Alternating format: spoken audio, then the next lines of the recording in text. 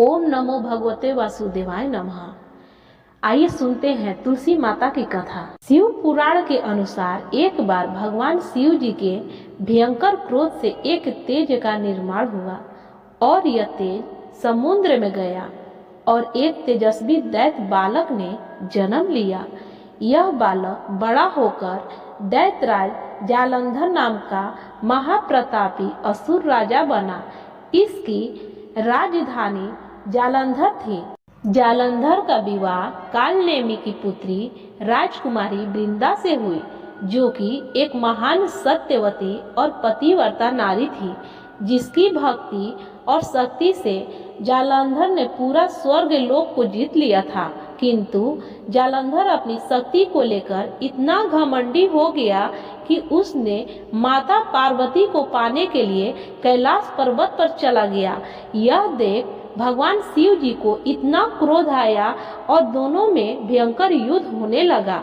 परंतु जालंधर भी तो शिव जी का ही पुत्र था, जो कि भगवान भोलेनाथ की तरह ही शक्तिशाली के साथ अपनी पत्नी वृंदा के पतिव्रत धर्म से सुरक्षित था, जिसके वजह से शिव जी ने जालंधर को नहीं हरा पाए और अपनी हार का सामना करते हुए माता पार्वती व सभी देवगण मिलकर भगवान विष्णु जी के पास क्षीर सागर में जा पहुँचे और सारा वृतांत कह सुनाया।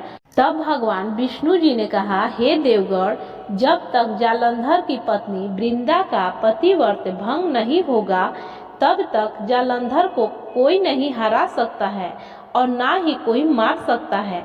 तब भगवान विष्णु जी ने वृंदा का पतिव्रत धर्म को भंग करने के लिए एक ऋषि का रूप धारण कर वन में उसी जगह पर जा पहुँचे जहाँ पर जालंधर की पत्नी वृंदा अकेली भ्रमण कर रही थी।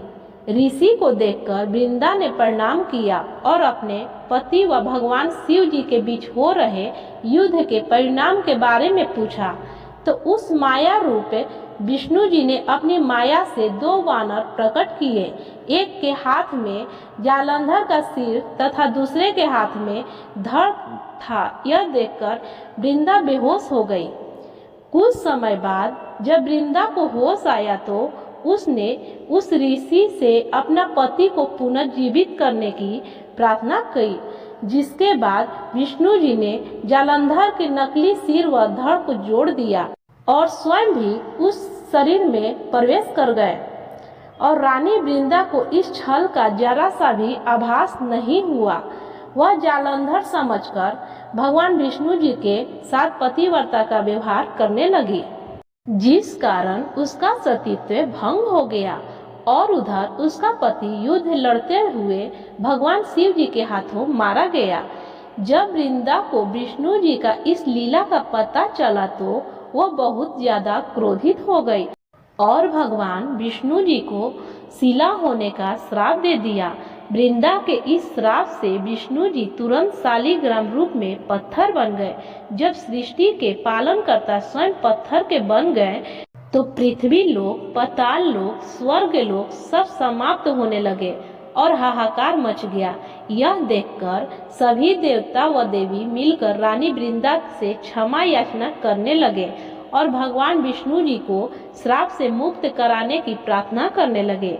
सभी देवतागण की विनती को सुनकर वृंदा ने विष्णु जी को अपने श्राप से मुक्त कर दिया और खुद को आत्मदाह कर लिया। जिस जगह पर रानी वृंदा ने आत्मदाह किया उसी जगह पर एक तुलसी का पौधा उगाया, जिसे देखकर भगवान विष्णु जी ने कहा, हे देवी वृंदा, तुम अपने सतीत्व के कारण मुझे लक्ष्मी से भी ज्यादा प्रिय हो गई हो। तुम आज से सदैव तुलसी के रूप में मेरे साथ रहोगी। और तभी से लेकर आज तक प्रतिवर्ष कार्तिक माह में देव उठनी एकादशी के दिन तुलसी विवाह के रूप में मनाया जाता है, क्योंकि जिस दिन तुलसी का पेड़ उगा था उस दिन कार्तिक माह का शुक्ल पक्ष की एकादशी थी, जिस कारण इसे देव उठनी एकादशी भी कहा जाता है और भीष्म पंचक भी कहा जाता है। यदि कोई स्त्री पूरे सच्चे मनोभाव से तुलसी माता की सेवा करेगी एवं पूजा करेगी, वह सदैव सुखी पूर्वक आनंद व्यतीत करेगी। जिससे स्त्रियां सदा सुहागन बनी रहती हैं। ओम नमो भगवते वासुदेवाय नमः। जय तुलसी माता, जय धरती माता, जय शंकर भोले बाबा, जय पार्वती माता। हर हर महादेव।